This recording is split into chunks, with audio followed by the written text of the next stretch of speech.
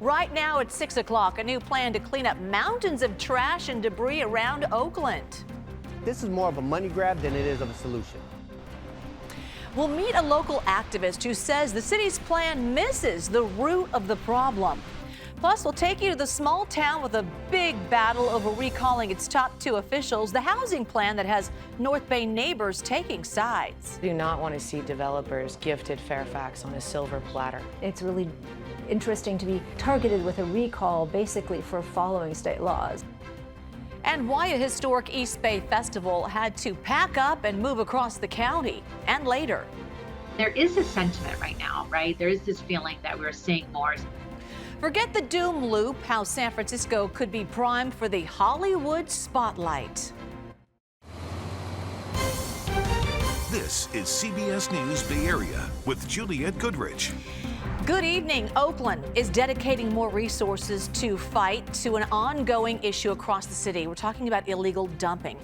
We've covered story after story of alleys and intersections piled with trash. So today, the mayor announced they're expanding the number of days city workers will clear out dumping sites to 7 days a week. We're determined, and I mean we are determined, to create a cleaner, safer, yes, and greener Oakland together. Before now, trash cleanup was mostly Monday to Friday, and cleanup crews had a hard time keeping up. But as Dahlin reports, critics say the city also needs to focus on punishing those responsible for the illegal dumping.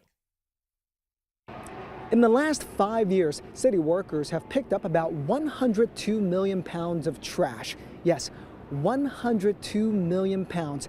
To give you a visual, the city says that's about the same weight as the Titanic.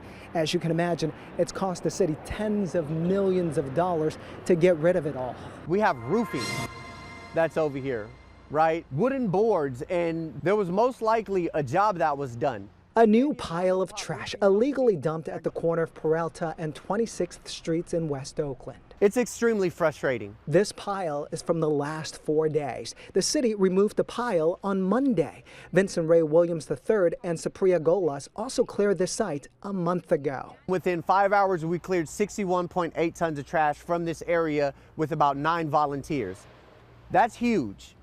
But no longer was the trash gone, did it come back? I'm truly disheartened. This is demoralizing. For this to come back like this just shows the lack of accountability and enforcement, and that this has become kind of like a de facto dumping ground within Oakland. The two run a nonprofit called Urban Compassion Project, which works with volunteers to clean up trash across the city.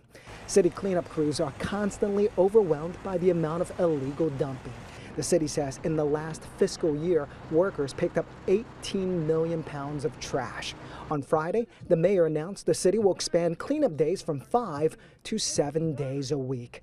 Public Works found about $250,000 in labor savings, money that will fund overtime for weekend cleanups. Our crews can cover more locations and resolve service requests much more swiftly. And we're doing this without spending additional taxpayer dollars. The interim public works director says the city is also focusing on prevention, including working to make residential trash cans bigger, lowering trash rates, and ensuring every business has a waste management account. Focusing first on prevention, then we're looking at really what are the people and the equipment we need to do the pickup. The third phase is going to be the enforcement. Dumping in Oakland. That's so The city says it issued a ticket to the Cybertruck owner caught on camera dumping construction debris in West Oakland back in May. Vincent and Supriya say the city still isn't doing enough to enforce the law. And without accountability, the problem will keep coming back. It's costing us integrity. It's taking away hope. The weekend cleanups are only guaranteed for this fiscal year, which ends in June. If the city can find more money, it may extend the program. Also in Oakland, Mayor Lee joined mayors from several East Bay cities for a first-of-its-kind summit to discuss new strategies combating gun violence. So gun violence advocates say a real difference can only be made by addressing the supply of guns as well as the demand. If we only focus on one side of the equation and we don't invest in better technologies, enable law enforcement to focus on the dealers that are violating the law and supplying crime guns, we will never solve this problem. Any action plan coming from today's summit will be released in the coming days. Tomorrow, the Bay Area is joining nationwide No Kings protests. So here's a look at the local protests back in June. Back then, tens of thousands took to the streets for demonstrations against the Trump administration. This time around, dozens of events are scheduled. More than 250 advocacy organizations, including the ACLU and Greenpeace, are organizing these protests. CBS News Bay Area will bring you live coverage of the No Kings protests across the Bay Area. Our coverage starts at 2 p.m. tomorrow. You can watch on KPIX.com and streaming on the free CBS News app. With all the talk about Prop 50, it's easy to forget that some Bay Area voters will have other choices to make in the November 4th special election. A contentious recall fight is top of mind for residents in Fairfax, the Marin County town of about 7,500 people just up the road from San Rafael. Recall organizers accuse city officials of playing politics and mismanagement, particularly surrounding a proposed housing development. But the mayor and supporters say they're following state housing law requirements. Kenny Choi has more on the contentious political battle that is pitting neighbor against neighbor.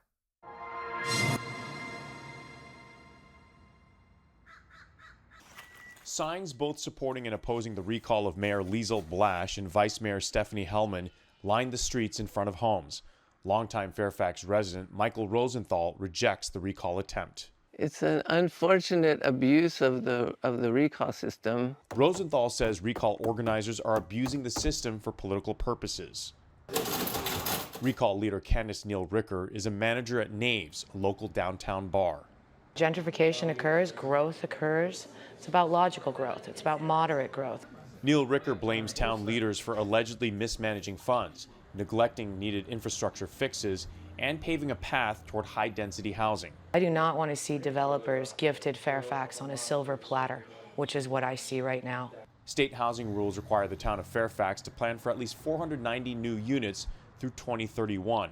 Liesl Blash is Fairfax mayor. It's really interesting to be targeted with a recall basically for following state laws. Developers have proposed a 249-unit apartment complex which includes market rate and affordable units. Recall supporters believe Blash is caving into developers' demands. I wanted to live in a small town, and now I found out that our town was going to be rezoned for high-rise development, and there was no height limits. Blash says the town could lose even more local control of housing development if state mandates aren't met. They could fine us a huge amount every month. We could be sued by third-party advocacy groups who have often been suing to the tune of several $1 million. And we could also make ourselves open to builder's remedy, which would allow almost like unchecked development in our towns. It's a town divided, balancing growth and preservation. The costs and wins have to balance out here, and currently right now that's not how this is looking. Everybody in town pretty much is opposed to a 6-story building being developed, and they're trying to blame it on the mayor and the vice mayor. Another recall on the ballot as the town grapples over what's best for its residents.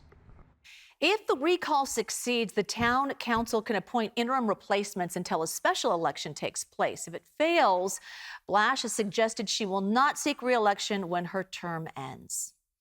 All right, the latest twist in this ongoing battle. The Fairfax Planning and Building Director is now requiring major changes to the housing plans at the center of this recall effort. So his letter lists 25 changes that developers would have to make to be considered for approval. They have 1 month from today to respond. Mayor Blash and the vice mayor have both come out in support of the decision. Recall supporters say their lawsuit forced the town to acknowledge the deficiencies in the developer's proposal. Also, a person is dead after being struck by a smart train in Petaluma. It happened this morning near the Cinnabar Bridge. Chopper flying over the scene, and you can see the stopped train. People were on board the southbound train. No one there was hurt.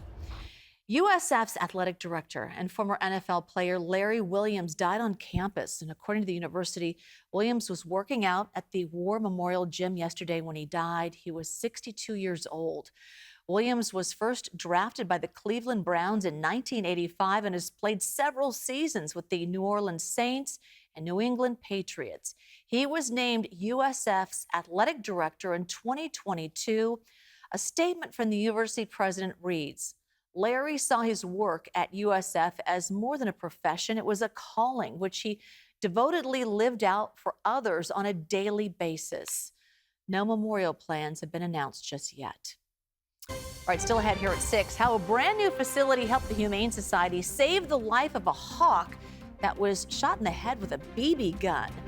Plus, why San Francisco officials are hopeful that new incentives will bring Hollywood productions back to the Bay in a big way. There's a deep, deep pride in the work, and there's also this sense of adventurousness and creativity that feels very organic to what San Francisco is. And new locations, same fun. We'll take you to the temporary new home for a historic festival in the East Bay.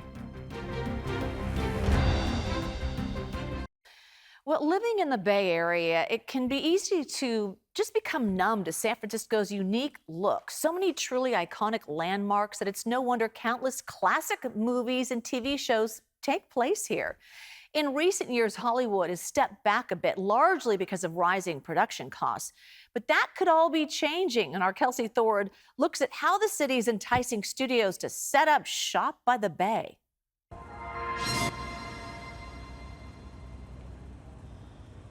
Locals and tourists alike were pleasantly surprised Friday to stumble upon a film shoot in North Beach.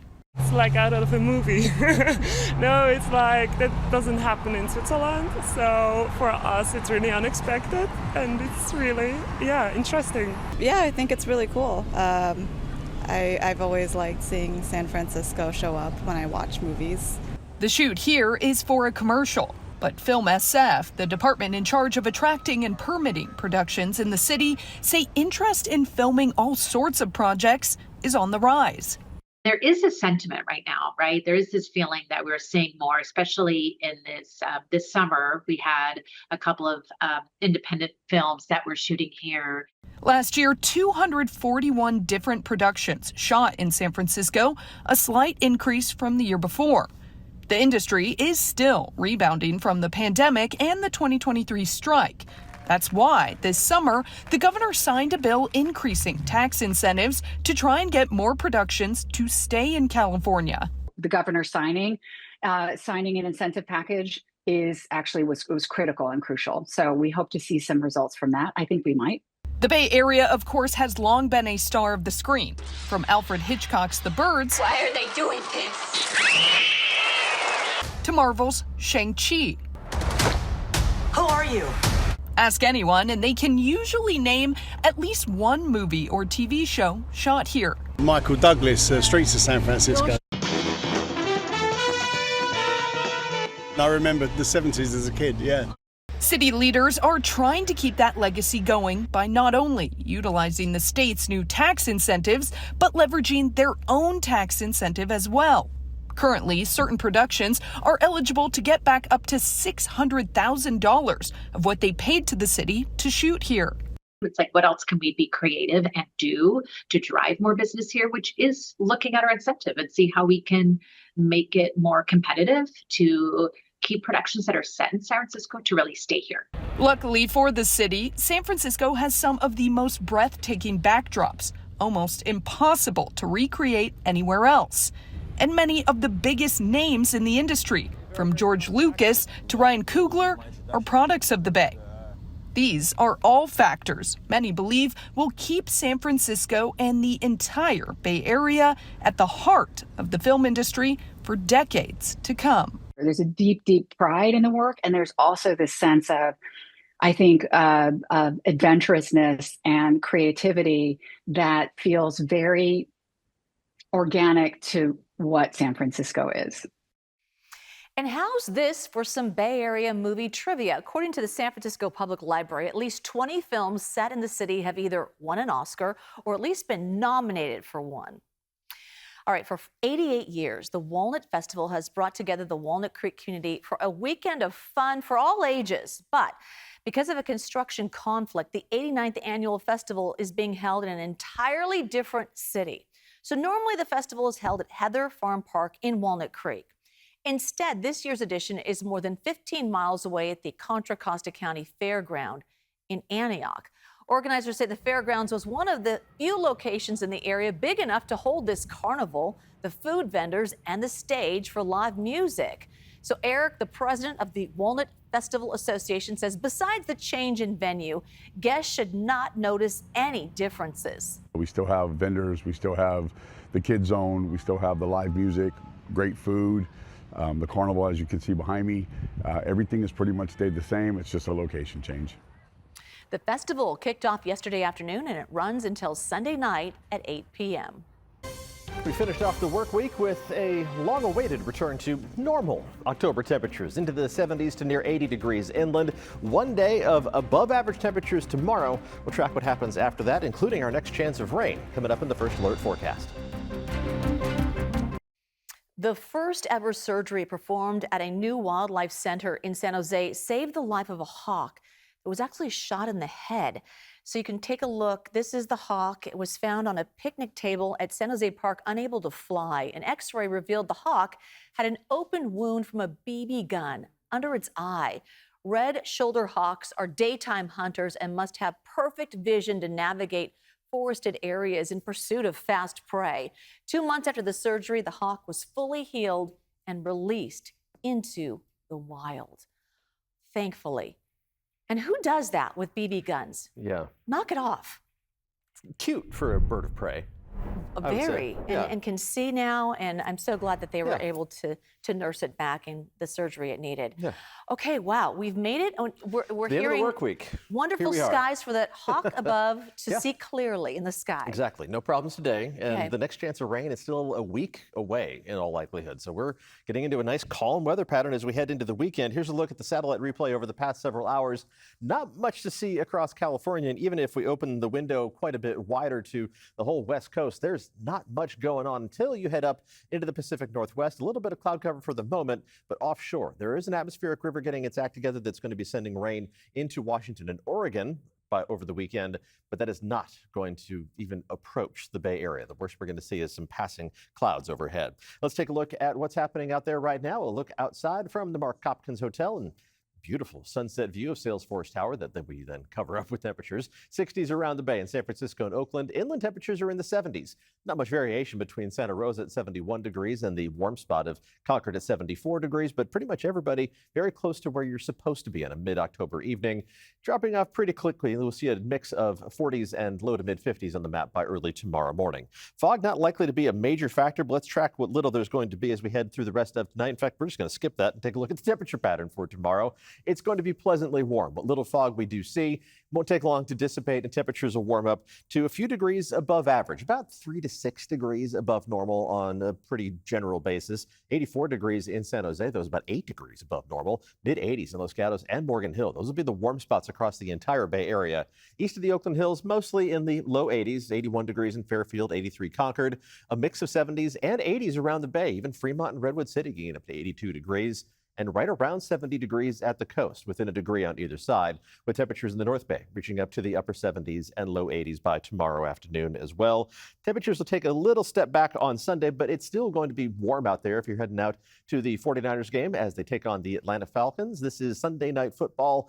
Temperatures for the tailgaters will be warm, and it will feel quite a bit warmer than 75 degrees if you're standing out in the parking lot doing some tailgating. Make sure you stay hydrated with water or sports drinks. Temperatures are going to back down slowly as the game progresses down to the mid 60s by the second half. Temperatures will go up and down a little bit as we look at the 10-day forecast. The warmest days will be the next 4, and then we drop back down closer to normal temperatures to finish off the work week. Cooler weather does settle in as we look at the tail end of that 10-day temperature outlook, and that corresponds to our next chance of rain. Hardly any hint of moisture in the forecast through most of next week. A chance of showers during the daylight hours next Friday, but the better chance is going to move in Friday night and especially Saturday into Saturday night. Some of the long-range forecast models hinting at another round of significant rainfall across the Bay Area. Too soon for any kind of confidence in specific amounts, but it's something we're going to continue to keep an eye on. And just looking ahead to that last weekend of October, I'd be flexible with any outdoor plans. It does look like it is going to be an unsettled time frame. Let's take a look at the 7-day forecast, and temperatures will kind of go up and down a little bit. You see inland temperatures backing down once we hit the home stretch of next week, from the neighborhood of 80 degrees down to the low 70s by Wednesday, Thursday, and Friday. Those will be the coolest days for everybody. Bayside temperatures go from well into the 70s for the next several days to just barely short of 70 degrees by Wednesday, Thursday, and Friday. And we're putting late showers in the forecast for Friday of next week. I think the best chance is going to be after the sun goes down. But when you're talking about the very last day of the 7-day forecast, we can't be too confident in either the timing or the specific amounts yet at this point. But it's just nice to see a little more rain on the horizon. Yeah, and don't judge. I was so in the fall and the season that I got the holiday lights up. But that's just the to Halloween lights or the holiday. But I think it's to light the way for the trick-or-treaters. That's my justification. Oh, okay. I know. Can you change the color? Can you go from like orange and purple I can't, to but I think like I'm red gonna. and I got some other spooky things along the way, so it's all good. You come by for the big candy bars. haunted holiday. Oh yeah. All right, thank you. When we come back, how some San Francisco leaders practice earthquake preparedness with a room full of eager elementary schoolers. Also, here's a look at what's ahead on the CBS Evening News. The powerful images of families reuniting in the Middle East this week stirred emotional memories for one California woman. Steve Hartman has her story. That's tonight on the CBS Evening News. Today marks 36 years since the Loma Prieta quake struck the Bay Area, killing nearly 60 people and causing major damage to homes, buildings, and roadways, including the Bay Bridge. And today's San Francisco leaders, they practiced earthquake safety by taking part in the California Shakeout, the Great California Shakeout. Mayor Daniel Lurie visited students at Guadalupe Elementary School to make sure their drop, cover, and hold-on technique was solid. It wasn't just the students practicing. Lurie and SF Fire Chief Dean Crispin joined in on the action. And you can see the mayor, he was demonstrating picture-perfect form, making sure his head was protected despite hiding under the child-sized desk. We are all in this together. Preparedness takes all of us. We want you to make a plan. We want you to be prepared. It is so incredibly important. Great advice. Also, everyone being reminded to create an earthquake plan.